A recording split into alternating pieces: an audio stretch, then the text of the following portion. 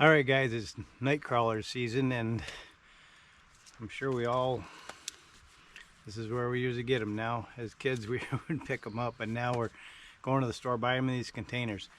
The dirt that's in these containers, if you call it dirt, doesn't really feed them. It keeps them alive.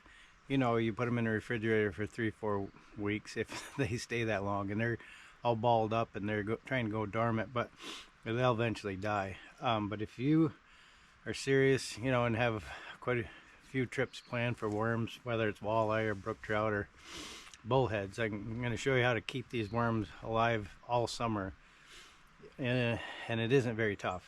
Worms live on leaves, and what I found in maple leaves, sugar maple apparently is one of their favorite.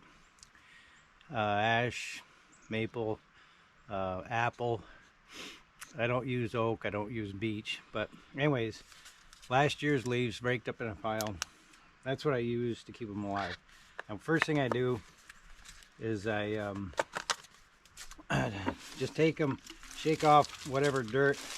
You can see these guys are all balled up, sort of in survival mode in here. Take out the dirt, and then I just throw them in a pail of water, get all that dirt off of them. And then I have a Glad container. You can get these at, you know, any hardware store or something. I drill some holes in the top of it, and you can get different sizes. This is the size I use because I can usually put 2 or 3 boxes of worms, like 3 dozen, 4 dozen. Now, when I started this spring in April, this was filled up with leaves just like this off the ground. A little bit of moisture in there, not a lot of water. But these worms are actually they live on this, they'll turn these leaves into dirt. So you got to keep adding leaves to them and keep them cool. You know, if you can't get them in your refrigerator, if you have a cool basement, you can leave them on the floor. But I just take them out of the pail and, you know, throw them in there